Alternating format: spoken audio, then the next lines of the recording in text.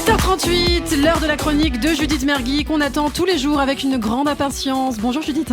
Je suis tellement ravie moi aussi de vous retrouver. Alors Judith, vous nous parlez ce matin d'un concept israélien. Ouais, mais mieux, plus que d'en parler, je le copie honteusement, leur concept, mais enfin bon, ils le sauront jamais que j'ai copié. Enfin, tu me diras, il y a copie comique quand même. C'est vrai. Vous croyez qu'il peut me balancer, il parle hébreu, copie comique? Je sais pas, franchement, je ne sais pas. Bon Judith, le personnage de copie comique est anonyme, il faut le dire, personne ne sait c'est qui et ne sait qui c'est, pardon, et c'est justement le principe.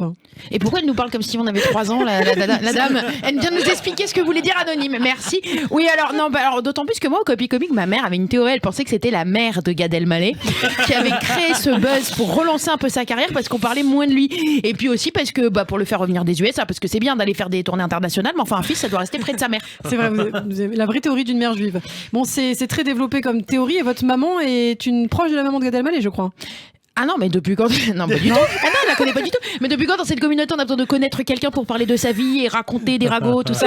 Non, mais sérieusement, ça m'énerve ça. Ah bah tiens, justement, ça m'énerve, ça me rappelle justement ce que je devais vous raconter. Oui, vous deviez nous parler d'un concept israélien. Oui, bah si, justement, c'est ça le concept, s'énerver. Voilà. Et croyez-moi, ils savent très bien faire. Alors plus précisément, ils ont pensé à une émission avec des humoristes autour de la table. Et alors à tour de rôle, en fait, ils disent ce qui les énerve. C'est un vrai programme télé qui existe, qui cartonne depuis des années. Chacun commence par la phrase tu sais ce qui m'énerve, et là il la complète. C'est pas négatif ou démoralisant?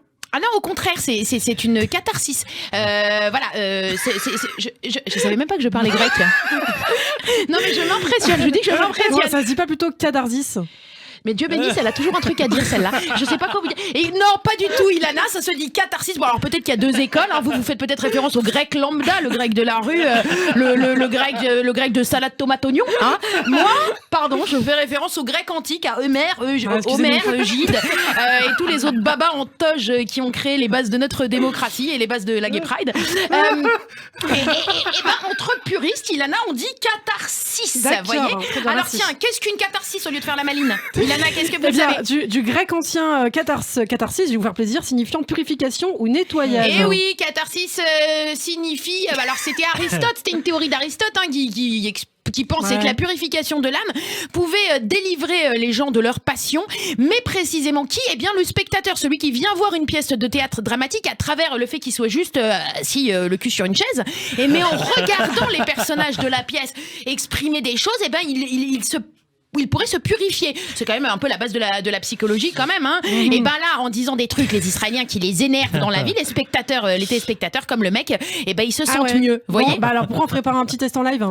Oui, alors un test en live. J'avais dit au début que quand même dans l'émission en Israël, pourquoi pas, mais enfin c'était une émission avec des humoristes autour de la table.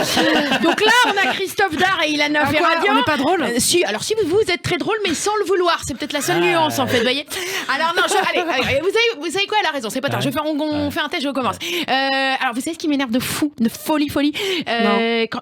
En ce moment là, ce qui m'énerve de fou, c'est quand tu te fais livrer un plat par Uber Eats, Deliveroo ou ce que tu veux là, et que quand le plat arrive, tu vois qu'ils ont pas mis de couvert. Ils ont mis, oui, il faut le préciser. Voilà, il faut le préciser. Ouais. Tu te retrouves, tu peux bouffer ton couscous avec tes doigts, t'es hyper content. Mais le pire, c'est que des fois quand ils en mettent là, en ce moment ils mettent les couverts écolos. Vous savez, c'est les couverts en bois que tu le manges, tu te retrouves avec plein de petits bouts de bois dans la bouche. C'est dégueu, t'as l'impression d'être un koala. C'est vrai. Mais il faut le préciser maintenant quand on veut des couverts. C'est vrai, il faut cocher la case sur Deliveroo ou Uber Eats. Je veux des couverts. Alors le principe du jeu, en fait, normalement, c'est d'enchaîner avec. Et vous savez ce qui vous énerve, moi? Alors vous, Christophe, Ilana, il y a des trucs qui vous énervent? Faut réfléchir un petit peu. Voilà, donc c'est un jeu de rapidité normalement. Merci beaucoup. Alors allez, réfléchissez à un truc qui vous énerve rapidement. Mais pendant ce temps, je vous en dis un autre qui m'énerve à moi. Parce que moi, il y a plein de choses qui m'énervent. Oui, moi, ce qui m'énerve, c'est les gens qui te disent à l'automate oui, alors qu'en fait, ils sont en train de regarder sur leur téléphone et tu sais pertinemment le mec t'écoute pas. Il est en train de faire autre chose et toi tu parles et il fait ouais et tu gâches ta salive alors que tu sais pertinemment que tu vas devoir répéter ces informations plus tard, et puis surtout tu gâches ta salive alors qu'il y a quand même un réchauffement climatique et une sécheresse en Afrique et ça nous énerve et tu sais pertinemment que tu pisses dans un violon. Tiens, pisser dans un violon, ça aussi ça m'énerve, les expressions qu'on comprend pas. Qu'est-ce qui s'est passé avec cette expression? Le mec avait voulu je sais pas, peut-être la beauté de la langue française.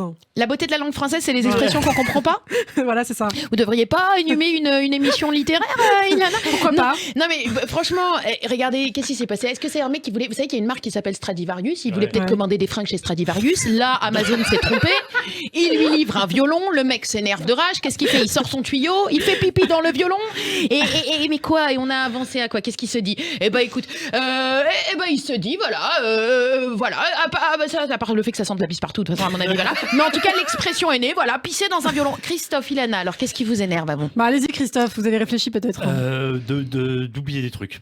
Ça C'est-à-dire m'énerve. C'est quand je perds un truc et que je ne le retrouve pas, ça m'énerve parce que je sais que je perds du temps et qu'il n'y a pas de raison que je le perde. Alors, monsieur Dard, je voudrais vous préciser quelque chose. C'était ce qui vous énerve chez les autres, pas chez vous. Si, quand moi j'oublie un truc ou que je le perds, ça Mais m'énerve. ça vous énerve aussi chez les autres aussi.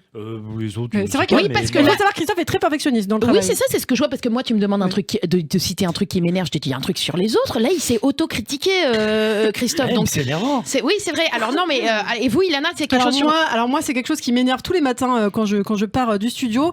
C'est les embouteillages sur la route et c'est les gens qui sont très lents en voiture.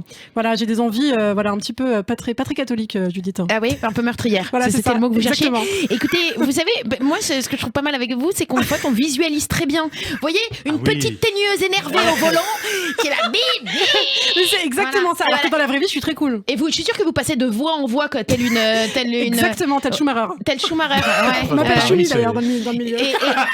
Et je peux savoir dans quelle langue vous insultez les gens quand vous insultez, parce que je suis sûre que ça insulte Non, beaucoup dans ce oui, cockpit. c'est vrai, en français, mais bon, je ne vais pas, je vais épargner ça aux auditeurs. Merci Pouvez-vous bien. avancer s'il vous plaît, c'est ça que vous dites? Voilà, absolument, Christophe. D'accord. En tout cas, sachez-le, vous voyez, dire des trucs qui énervent, ça peut, voilà, on a tous les mêmes. Et je propose quelque chose aux auditeurs. Et franchement, jouez le jeu si vous m'entendez, vous m'écoutez et que vous m'entendez. Je voudrais que vous me fassiez un hashtag ça m'énerve sur la page de Radio J, sur ma page à moi, peu importe. Mais balancez-moi quelque chose. Je sélectionne les meilleurs et la semaine prochaine, D'accord. je vous donne Très les bien. meilleurs trucs qui énervent nos auditeurs. Enfin, les meilleurs, la sélection. m'énerve. Voilà, parce que des fois, ça fait du bien de le partager, ce qui nous c'est vrai. énerve. On en a besoin. Oh Ça là fait du bien là. pour la santé de s'énerver. Merci Ouais. beaucoup, Judith Mergui. Judith Mergui, on vous retrouve donc demain matin pour un nouveau billet. Vous êtes là demain, j'espère. Ah ben, j'ai envie de laisser le suspense planer là.